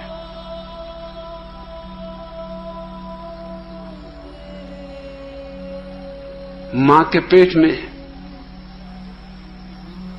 बच्चे की आंखें तैयार हो जाती हैं, अभी देखने को कुछ भी नहीं। पैदा होगा तब आंखें खुलेंगी, तब सारा दृश्य, सारा जगत देखने को होगा। इस जगत का नियम यह है, शाश्वत नियम यह है कि यहां जिस बात की भी अभीप्सा है, अभीप्सा के पहले ही उसका कुछ आयोजन है। यह कोई अराजकता नहीं है, यहां एक गहरी अंतर व्यवस्था चल रही है। इस अंतर व्यवस्था का नाम ही धर्म है। धर्म का अर्थ है वह नियम जो सारे जीवन को संभाले हुए है। अगर तुम्हारे भीतर सत्य की प्यास है तो सत्य होना ही चाहिए, तो चलना तो ऐसा ही होगा। हम चल तो पड़े हैं जज्बाए दिल, जाना है किधर मालूम नहीं। मालूम हो भी नहीं सकता, और जिसने सोचा हो कि पहले से सब मालूम कर लेंगे तब चलेंगे, वो चल नहीं सकता। वो कायर है। वो तो ऐसा आदमी है जो कहता है कि जब तक मैं तैरना ना सीख लूं तब तक पानी में ना उतरूंगा। मगर तैरना सीखोगे कैसे अगर पानी में ना उतरोगे? पानी में उतरोगे तो ही तैरना सीखोगे। बिना पानी में उतरे कोई तैरना सीख नहीं सकता। मेरे पास लोग आते, वो कहते हैं कि जब तक हमें पूरा पक्का ना हो जाए कि ध्यान से उपलब्ध क्या होगा, इसका पूरा प्रमाण ना मिल जाए, तब तक हम ध्यान ना करेंगे। तो मैं उनसे कहता हूं तुम फिर ध्यान कभी भी ना कर सकोगे, क्योंकि ये बातें प्रमाण की नहीं। तुम्हारे भीतर अभीप्सा हो तो तलाश देखो, खोज देखो। इतना तुमसे कह सकता हूं कि मैंने खोजा और पाया। इतना तुमसे कह सकता हूं कि जिन्होंने भी खोजा उन्होंने पाया। जिन खोजा तिन पाइया। लेकिन खोजने वाले को इतना दुस्साहस तो करना ही होता है कि एक दिन चल पड़ना होता है, सिर्फ अभीप्सा के आधार पर, आकांक्षा के आधार पर, प्यास के आधार पर। हम चल तो पड़े हैं जज्बाए दिल। भावना से चलना होता, तर्क से नहीं। हृदय से चलना होता है, बुद्धि से नहीं। प्रेम से चलना होता है, प्रमाण से नहीं। तर्क से नहीं चलना होता। जो तर्क से चलना चाहेगा चलता ही नहीं, किनारे पर ही खड़ा रह जाएगा। वो तो विचार ही करता रहेगा, सोच विचार में ही उलझा रहेगा। वो तो कदम भी नहीं उठा सकता, पहला कदम भी नहीं उठा सकता। आगाज सफर पर नाजा है, अंजाम सफर मालूम नहीं। बस यही जरूरी भी है, यही सन्यास की आधारशिला है कि यात्रा के प्रारंभ पर नाज होना चाहिए कि हम चल पड़े, कि हमने हिम्मत की, कि हमने साहस जुटाया, कि हमने नाव छोड़ दी अनंत सागर में। अब दूसरा किनारा है भी या नहीं क्या पता, मगर कहीं एक किनारा होता है। किनारे दो होते ही हैं, दिखे कि न दिखे, धुंध में छिपा हो कि इतने दूर हो कि वहां तक आंख न पहुंचती हो, मगर किनारे तो दो ही होते। दूसरा किनारा भी है, पर अभी तो सिर्फ श्रद्धा कि दूसरा भी होगा, इसका कोई निर्णीत निश्चय आज नहीं हो सकता। नाव छोड़नी पड़ती और तूफान भी है, और इस किनारे पर सुरक्षा भी है, ये भी ख्याल रखना। नाव बंधी हो किनारे पर, डूबने का डर नहीं, तैरने की संभावना नहीं है, डूबने का भी डर नहीं। और जब तैरना चाहोगे, तैरना चाहोगे, तो डूबने का खतरा उठाना ही पड़ेगा। हालांकि इतना तुमसे मैं कहना चाहूंगा कि जो हिम्मत से चल पड़े हैं, अगर वो डूब भी जाएं, मझधार में भी डूब जाएं, तो भी उन्हें किनारा मिल जाता है, उन्हें डूबने से भी किनारा मिल जाता है। एक ऐसा किनारा भी है जो डूबने से ही मिलता है, एक ऐसा किनारा भी जो मिटने से ही मिलता है, एक ऐसी पूर्णता है जो शून्य होने से मिलती है, एक ऐसा जीवन है जो अहंकार की मृत्यु से ही उपलब्ध होता है। हम चल तो पड़े हैं जज्बाए दिल, जाना है किधर मालूम नहीं, आगाज सफर पर नाजा है, अंजाम सफर मालूम नहीं। किसको मालूम है? मालूम हो भी कैसे सकता है अंजाम सफर कि अंत क्या होगा यात्रा का? सिर्फ भरोसा हो सकता है, श्रद्धा हो सकती है, प्रमाण तो कुछ भी नहीं हो सकता। जिन्होंने पा लिया है उनकी मौजूदगी में प्रीति जग सकती है, श्रद्धा उमक सकती है, प्यास पैदा हो सकती है, मगर प्रमाण नहीं मिल सकता। बुद्ध से किसी ने पूछा है कि क्या आप प्रमाण दे सकते हैं परम सत्य का? उन्होंने कहा नहीं, प्यास दे सकता हूं, प्रमाण नहीं। और प्यास ही असली चीज है, और प्यास सबके भीतर है। सद्गुरु का काम है कि उसे प्रज्वलित कर दे, उसमें ईंधन डाल दे। सद्गुरु के शब्द ईंधन बन जाते, उसकी मुद्रा, उसकी भाव दशा, उसकी उपस्थिति ईंधन बन जाती। तुम्हारे भीतर एक प्यास प्रज्वलित होकर जलने लगती, पैर तड़फने लगते हैं चल पड़ने को, नाव छूटने को आतुर होने लगती, जंजीरें टूटने लगती हैं अपने से। दूसरे किनारे की अहिर्निश पुकार आने लगती कि आओ, जाना ही होगा। ऐसा आमंत्रण सघन हो उठता है कि सब दांव पर लगाने की तैयारी हो जाती। कब जाम भरे, कब दौड़ जले, कब आए इधर मालूम नहीं। उठे भी अगर, ठहरे भी कहां, साकी की नजर मालूम नहीं। कुछ भी पहले से तय नहीं हो सकता स्वभाव। काश तय होता सब, तो बात सस्ती हो जाती। तय होता तो सांसारिक हो जाती। तय होता तो बीमा कंपनी बीमा कर देती।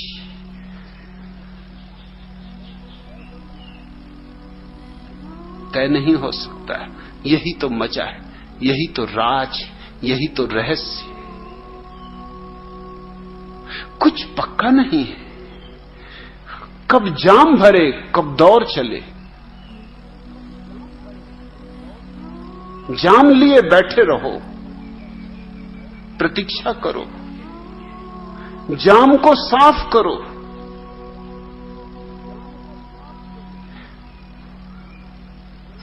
अपनी अंजुलि को निखारो और राह देखो।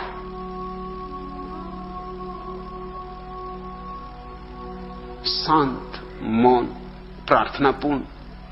कब जाम भरे, कब दौर चले। हमारे हाथ में नहीं कि कब दौर चले, मगर एक बात पक्की है कि जब भी किसी के भीतर का पात्र तैयार हो जाता है तो दौर चलता है, सदा चला है, तुम्हारे साथ ही। अपवाद नहीं हो सकता। जब भी कोई राजी हो गया है परमात्मा को झेलने को, परमात्मा उतर आया है। जब तक न उतरे, जानना कि अभी हम राजी न थे, जानना कि अभी हम तैयार न थे। हमारे पात्र में कहीं खामी थी, कहीं छिद्र थे। देर लगती है हमारे कारण, उसके कारण नहीं। लोगों ने कहावत बना रखी है कि देर है अंधेर नहीं। देर भी नहीं है, अंधेर भी नहीं। अगर देर है तो हमारे कारण, और अगर अंधेर है तो भी हमारे कारण। उसकी तरफ से न देर है न अंधेर है। वो तो सुराही लिए खड़ा ही हुआ है, साथी तो मौजूद है, तुम्हारे सामने खड़ा है, मगर तुम आंख बंद किए बैठे हो और तुम्हारा पात्र अभी इस योग्य नहीं कि उसमें अमृत ढाला जा सके। उसमें तुम जहर ही भरते रहे, घृणा का, ईर्ष्या का, माया का, मोह का, मत्सर का, क्रोध का, घृणा का, लोभ का। तुमने सब तरह की जहर उसमें भरे। तुम्हारे पात्र में जगह भी कहां है? ज़ैन कथा है। प्रसिद्ध ज़ैन फकीर नानिन के पास एक विश्वविद्यालय के प्रोफेसर ने जाके प्रार्थना की कि मुझे ईश्वर के संबंध में कुछ समझाएं, निर्वाण के संबंध में कुछ समझाएं, ये ध्यान का राज क्या है इस संबंध में कुछ समझाएं। उसने तो एक सांस में सब कुछ पूछ डाला। ईश्वर, निर्वाण, ध्यान, कुछ बचा ही नहीं। फकीर ने क्या कहा? फकीर ने कहा, आप थके मांदे पहाड़ चढ़कर आए, माथे पे पसीने की बूंदें, बैठ जाएं, थोड़ा सुस्ता लें, तब तक मैं चाय बना दूं, एक प्याली चाय पी लें, फिर फुर्सत से बात हो। थोड़ा यात्रा का बोझ कम हो जाए, थकान मिट जाए, थोड़ा विश्राम हो जाए, तो फिर बात कर लेंगे। और यह भी हो सकता है कि शायद चाय पीते पीते ही बात हो जाए। अरे कौन जाने, नानिन ने कहा कि प्याली में चाय ढालते ढालते ही बात हो जाए, प्याली में चाय ढालने में ही बात हो जाए।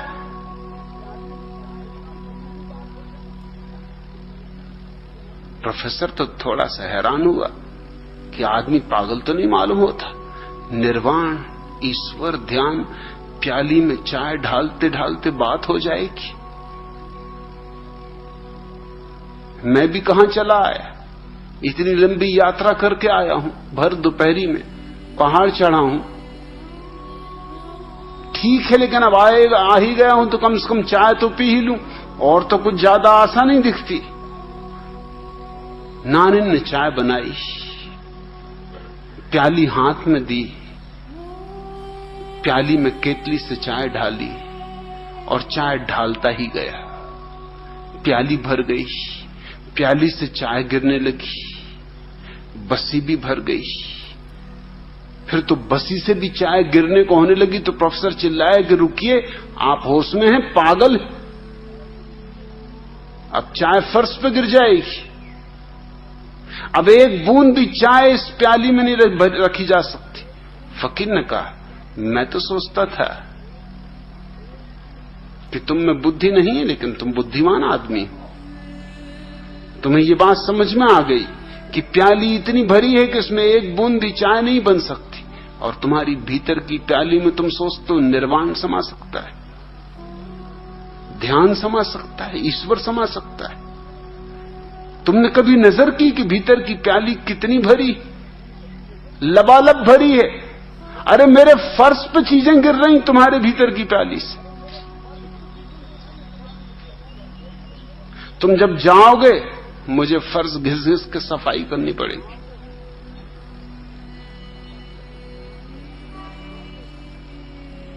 पहले प्याली साफ करके आओ, फिर पूछना ऐसे गहरे सवाल। ये सवाल नहीं है कि जिनके कोई भी जवाब दे दे। पात्रता चाहिए। कब जाम भरे, कब दौर चले। स्वभाव जाम भी भरेगा, दौर भी चलेगा। कब आए इधर मालूम नहीं, आना भी होगा उसका। आया ही हुआ है। उठे भी अगर, ठहरे भी कहां। मत घबराओ कि साकी कहीं ऐसा ना हो कि तुम्हें छोड़ के ही चला जाए, कि किसी दूसरे के पात्र में ढाल दे, तुम्हारा पात्र खाली ही रह जाए।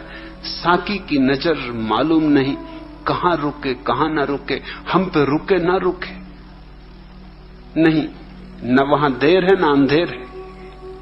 परमात्मा की तरफ से, परमात्मा चाहो तो परमात्मा कहो, जीवन का परम नियम कहना चाहो तो परम नियम कहो। तुम्हारी मौज, ये सिर्फ शब्दों की बातें। धर्म कहना चाहो तो धर्म कहो। ये सूफियों के शब्द हैं। साकी की नजर, ये सूफियों के शब्द हैं। जाम,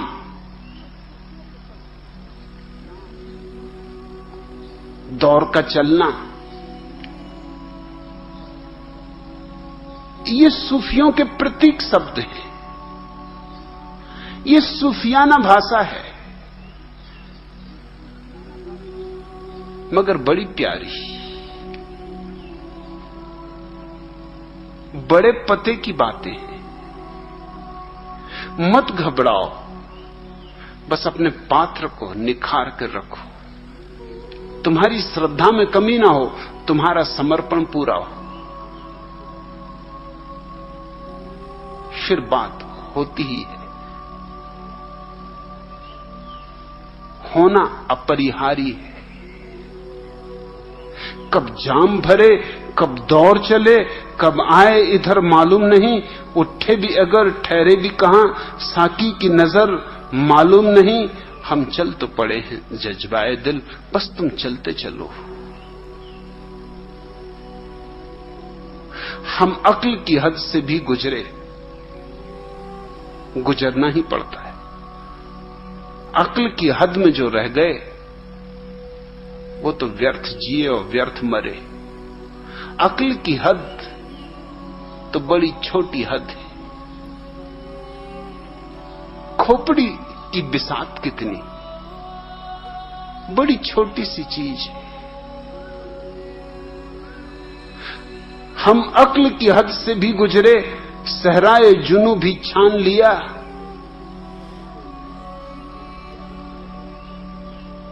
अब और कहां ले जाएगी साकी की नजर मालूम नहीं। हम चल तो पड़े हैं जज्बाए दिल, जहां ले जाए उसकी नजर। अक्ल की हद से गुजारेगी, पागलपन में भी ले जाएगी, दीवानेपन में भी ले जाएगी। लेकिन ध्यान रखना, अक्ल के भी पार जाना होता है और दीवानेपन के भी पार जाना होता है।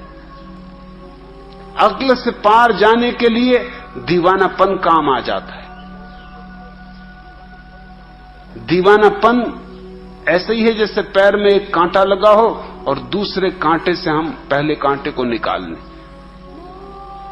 इसलिए भक्त दीवाना हो जाता है। दीवानेपन से अक्ल का कांटा निकल जाता है, मगर फिर दीवानेपन को मत पकड़ लेना। दोनों कांटे बेकार हैं, दोनों कांटे फेंक देना। अक्ल के भी पार जाना है और दीवानेपन के भी पार जाना है, तभी पहुंचना होता है। दीवानापन भी अक्ल का ही दूसरा पहलू है, इसका ही नकारात्मक पहलू है। और जहां ले जाए उसकी नजर, चलते चलो।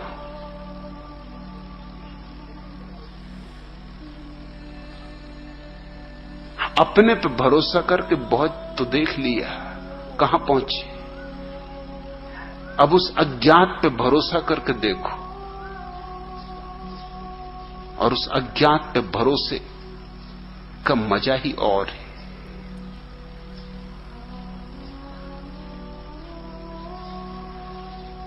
मुमकिन हो तो एक लम्हे के लिए तकलीफ तबस्सुम कर लीजिए। हम में से अभी तक कितनों को मफहूम सहर मालूम नहीं, हम चल तो पड़े हैं जज्बाए दिल। जज्बात के 100 आलम गुजरे, एहसास की सदियां बीत गईं, आंखों से अभी उन आंखों तक कितना है सफर मालूम नहीं, हम चल तो पड़े हैं जज्बाए दिल। सफर बहुत नहीं है, आंखों में आंखें पड़ी हैं, सामने ही आंखें, मगर हमारी आंखों पे पर्दे। परमात्मा की आंखों पे कोई पर्दे नहीं है, और न परमात्मा कहीं बहुत दूर है। हमारी आंखों पे पर्दे, हमारी आंखों पर जाले, हमारी आंखों पर न मालूम कितने जाल है, सिद्धांतों के, शास्त्रों के, शब्दों के, न मालूम कैसे कैसे जाल है। ये सारे जाल काट देने जरूरी है। एक छोटे बच्चे की तरह सरल भाव पैदा कर लेना जरूरी है। धन्य भागी हैं वे जो छोटे बच्चों की भांति सरल हो जाते। ध्यान की पूरी प्रक्रिया यही है कि तुम्हें छोटे बच्चों की भांति सरल कर दे, निर्मल कर दे, स्वच्छ कर दे, दर्पण से सारी धूल पोंछ डाले।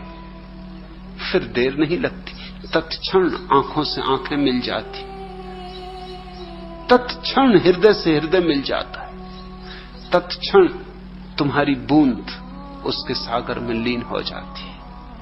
और लीन होने में तुम कुछ खोते नहीं, ख्याल रखना।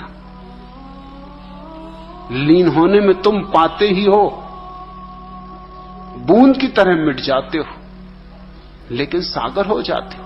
ये कोई खोना हुआ, ये तो पाना ही पाना है। परमात्मा के रास्ते पर पाना ही पाना है। लेकिन अगर बुद्धि से पूछा तो मुश्किल खड़ी हो जाती। बुद्धि कहती खोना ही खोना है, संभलो, बचो। बुद्धि की दृष्टि से सब खोना ही खोना है, हृदय की दृष्टि से पाना ही पाना है।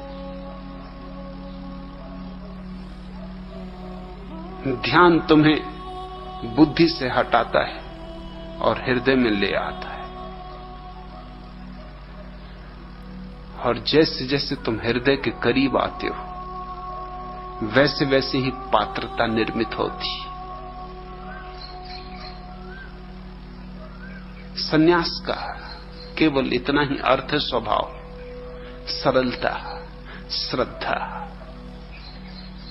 ये जो अनंत अस्तित्व है, इस पर आस्था। और वह आस्था मुक्तिदायी, निर्वाणदायी, आनंददायी। आज इतना।